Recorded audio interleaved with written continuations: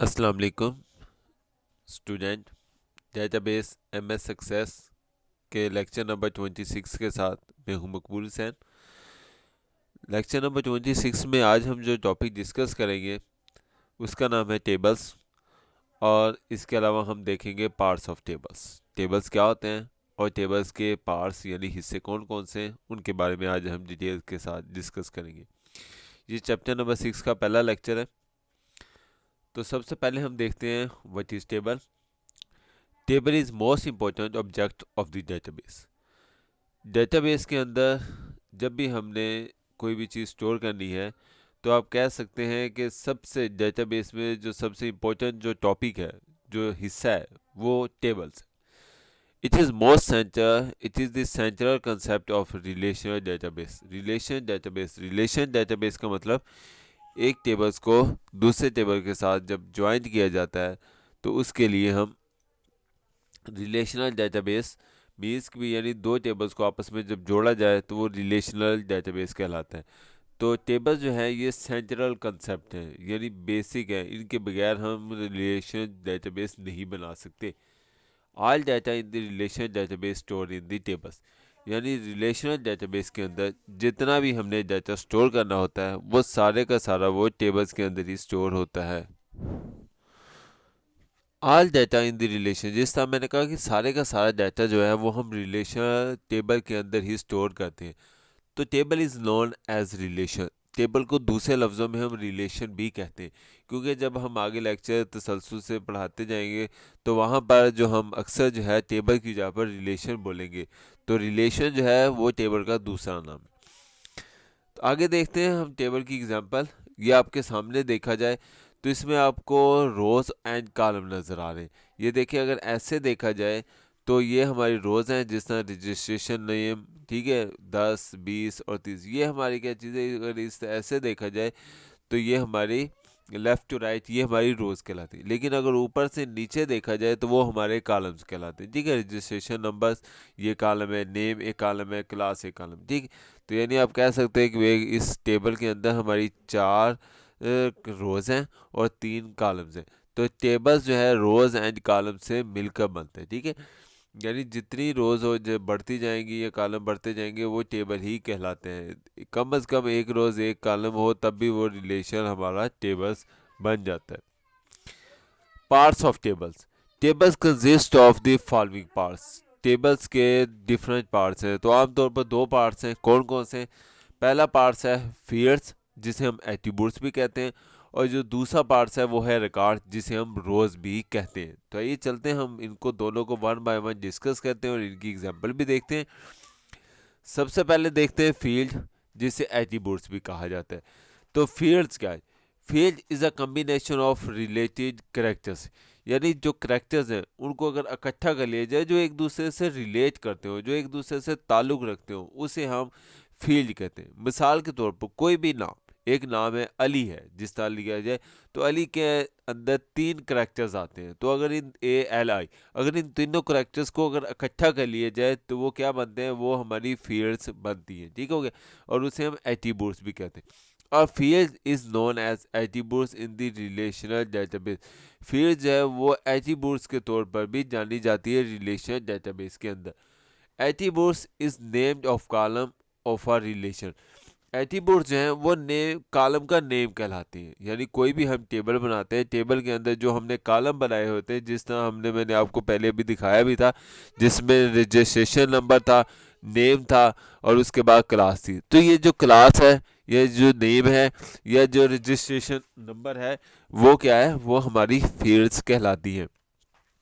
Each field in a table has unique name and pre defined data type. Her field का जो table के अंदर होगी वो जो नेम होगा वो यूनिक होगा। ये नहीं हो सकता कि एक टेबल के अंदर आप रजिस्ट्रेशन नंबर जो है वो एक से ज़्यादा दफ़ा दे दे। रजिस्ट्रेशन नंबर एक दफ़ा आपने कॉलम का नेम दे दिया, उसके बाद आप दोबारा रजिस्ट्रेशन नंबर नहीं दे सकते। या जो नेम है, नेम का कॉलम आपने एक बना लिया है, अब और नेम का कॉलम आप नहीं बना सकते, ठीक है। और इसके अलावा प्री डिफाइंड डाटा टाइप, और जो इसकी डाटा टाइप है वो भी हम पहले से ही डिफाइन करते हैं, पहले से ही बताया जाता है। मिसाल के तौर पर रजिस्ट्रेशन नंबर जो है वो हमेशा नंबर्स में होगा, ठीक है, काउंटिंग में होगा। इसके अलावा जो नेम है, नेम हमेशा किस में होता है, वो करेक्टर्स में होता है, ठीक है। इसके अलावा जिस तरह देखा जाए एड्रेस है, तो एड्रेस जो है वो अल्फ़ा न्यूमेरिक्स में होता है, यानी वो करेक्टर्स में भी हो सकता है और नंबर्स में भी हो सकता है। इसी तरह सेल देखा जाए, सेल नंबर जो है मोबाइल नंबर जिसे कहा जाता है, मोबाइल नंबर जो है वो हमेशा काउंटिंग में यानी नंबर्स में कहलाया जाता है। तो इस तरीके से जब भी हम फील्ड लिखेंगे तो वो एक तो यूनिक होनी चाहिए और इसके अलावा उसकी डाटा टाइप भी पहले से ही डिफाइन होनी चाहिए कि वो किस डाटा टाइप में हमने वो लिखनी है। ईच फील्ड में certain contain certain default value, कुछ फील्ड जो होती हैं वो डिफ़ॉल्ट वैल्यूज़ के तौर पर भी काम करती हैं, यानी पहले से ही वो दी गई होती हैं, हमें उनकी डाटा टाइप जो है वो नहीं बतानी पड़ती। तो मिसाल के तौर पर जिस तरह आपको ये नज़र आ रही है फील्ड्स, ये 20 जो है ये एक फील्ड है, उस्मान जो है वो एक फील्ड है और BSc जो है ये भी एक फील्ड कहलाती है, ठीक हो गया। ये वही टेबल है जो आपको वो दिखाया गया था अभी थोड़ी देर पहले, उसी टेबल में से हमने ये जो 3 फील्ड्स हैं वो लेकर आपके सामने आपको दिखाई गई हैं। उसके बाद नेक्स्ट टॉपिक है हमारे पास रिकॉर्ड, जिसे हम रोज भी कहा जाता है। अ record is a collection of related field, यानी अगर तमाम फील्ड्स को इकट्ठा कर लिया जाए, यानी तमाम जो भी फील्ड्स आपकी बनी जो अभी आपको समझा कर आया हूँ, तमाम फील्ड्स को अगर इकट्ठा कर लिया जाए, यानी name, rule number and class, अगर उनको इकट्ठा कर लिया जाए तो वो क्या कहलाती है, वो रिकॉर्ड कहलाती है। तो a record is known as tuple in a relational database, जो रिकॉर्ड होता है उसे हम ट्यूपल भी कहते हैं किसी भी रिलेशन डेटाबेस के अंदर, यानी रिकॉर्ड का दूसरा नाम रोज भी है और रोज को हम ट्यूपल भी बोला जाता है।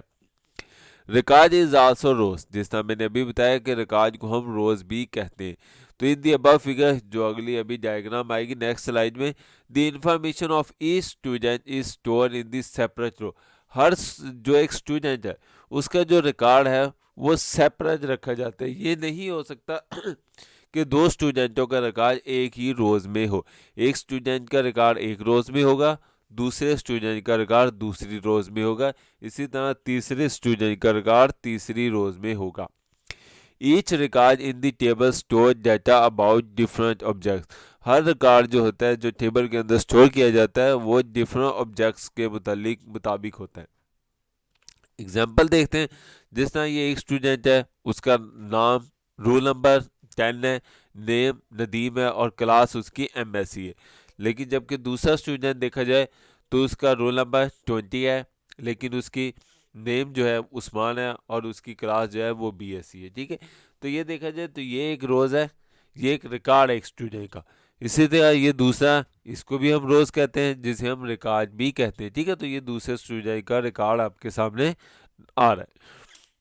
अब हम नेक्स्ट देखते हैं कि जो हमारा टेबल है उसकी करेक्टरिस्टिक्स कौन कौन सी हो सकती है, यानी हम टेबल किस तरह बना सकते हैं। तो टेबल बनाने के लिए करेक्टरिस्टिक्स कौन कौन सी होनी चाहिए, तो सबसे पहले तो each field of a table contain only one value, her field जो है ना टेबल के अंदर हमेशा एक वैल्यूज होनी चाहिए, यानी ये नहीं हो कि भी यानी एक फील्ड के अंदर आप एक से ज़्यादा दफ़ा नेम लिख दें, ठीक है। जिस तरह मैंने नेम कहा तो वो एक ही नाम हो सकता है, ज़्यादा दफ़ा नाम आप नहीं रख सकते।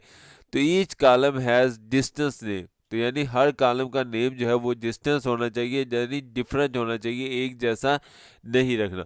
अगर नेम रख लिया है तो उसके बाद दोबारा आप नेम नहीं रख सकते, ठीक हो गया। उसके बाद the order of column is insignificance, यानी जो कॉलम की तरतीब है वो गैर अहम है। गैर अहम मीन्स कि भी लाजमी नहीं है कि भी आप कॉलम को एक तरतीब के साथ ही रखें। मिसाल के तौर पर रजिस्ट्रेशन नंबर है, नेम है और इसके अलावा क्लास है, तो आप क्लास पहले भी रख सकते हैं, लाजमी नहीं है कि आप रजिस्ट्रेशन नंबर पहले रखेंगे उसके बाद नाम आएगा फिर क्लास आएगा, नहीं।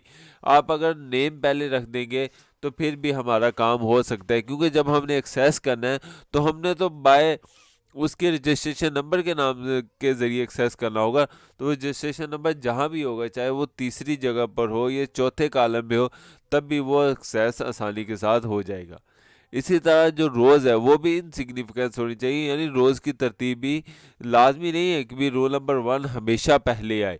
रूल नंबर 2 भी हम पहले लिख सकते हैं, रूल नंबर 5 भी पहले लिख सकते हैं, क्योंकि जब हमने उसको एक्सेस करना है तो वो रूल नंबर 1 को एक्सेस करना है तो वो चाहे चौथे नंबर पर पड़ा हो, वो हमेशा फ्रंट पर आ जाएगा जब भी हम उसे एक्सेस करेंगे।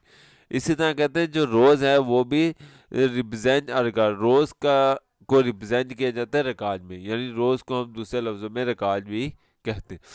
तो each rows is distance districts, तो यानी जो रोज हैं वो भी हमारी डिस्टेंस होनी चाहिए, यानी जो एक रोज हमने लिख दी है, यानी जो एक नाम से हमने दे दिया है वो दोबारा नहीं होना चाहिए। मिसाल के तौर पर रूल नंबर 10 हमने एक बंदे को असाइन कर दिया है, अब रूल नंबर 10 जो है वो दूसरे स्टूडेंट को असाइन नहीं हो सकता, ठीक है, या तो उसे 11 देंगे या कोई और रूल नंबर हम असाइन करेंगे।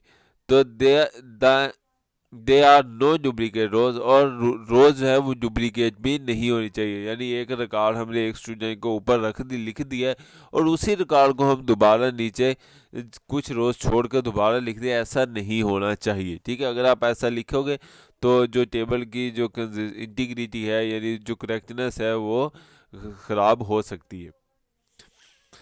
तो अब आ गया है जी हमारे पास डिग्री ऑफ अ रिलेशन, यानी द नंबर ऑफ फील्ड और attributes in the relation is called degree of a relation, यानी एक हमारा टेबल है, एक रिलेशन है, एक रिलेशन के अंदर कितनी फील्ड्स हो सकती हैं, ये कितनी फील्ड्स हैं, उन्हें हम क्या कहते हैं, degree of a relation. Degree of a relation is usually not change once a table has been create, अगर एक दफ़ा हमने टेबल क्रिएट कर लिया है तो उसके बाद हम उसकी डिग्री जो है वो चेंज नहीं कर सकते। मिसाल के तौर पर अ रिलेशन विद 5 फील्ड्स, यानी एक टेबल के अंदर 5 फील्ड्स हैं, यानी 5 कॉलम हैं, ठीक, तो उसकी जो डिग्री होगी वो कितनी होगी, 5 होगी, यानी कॉलम को फील्ड कहा जाता है, तो यानी अगर हमारे पास 5 कॉलम है तो उसकी डिग्री कितनी होगी, 5 होगी। अब है जी cardinality of a relation, cardinality of the relation में थोड़ा सा डिफरेंस है, नंबर ऑफ फील्ड्स या एट्रीब्यूट्स, ठीक है। तो नंबर ऑफ फील्ड या attributes in the relation is called cardinality of a relation. The cardinality of a relation change, यानी वो पीछे वाला जो था उसमें हम चेंज नहीं कर सकते, लेकिन कार्डिनैलिटी में जो है रिलेशन में जो कॉलम्स होते हैं उसे हम चेंज कर सकते हैं, आर एडिट या एग्जिस्टिंग रिकॉर्ड आर डिलीट, यानी जो रिकॉर्ड मौजूद है उसको हम डिलीट भी कर सकते हैं, या जो रिकॉर्ड पहले से मौजूद है हम उसमें चेंजिंग भी कर सकते हैं, या नया रिकॉर्ड जो है वो भी ऐड कर सकते हैं। अ रिलेशन विद 50 रिकॉर्ड, मिसाल के तौर पर अगर एक रिलेशन के अंदर 50 रिकॉर्ड है तो उसकी कार्डिनैलिटी कितनी होगी, 50 होगी। उम्मीद है आपको आज का लेक्चर समझ आया होगा। बुक को अच्छे तरीके से रीड करना, अगर किसी भी किस्म की कोई प्रॉब्लम हो तो आप मेरा जो यूट्यूब का चैनल है कंप्यूटर ट्यूटोरियल हब, इस पर कमेंट्स करके पूछ सकते हैं। अपना ख्याल रखिएगा। अल्लाह हाफिज़, फ़ी अमानिल्लाह।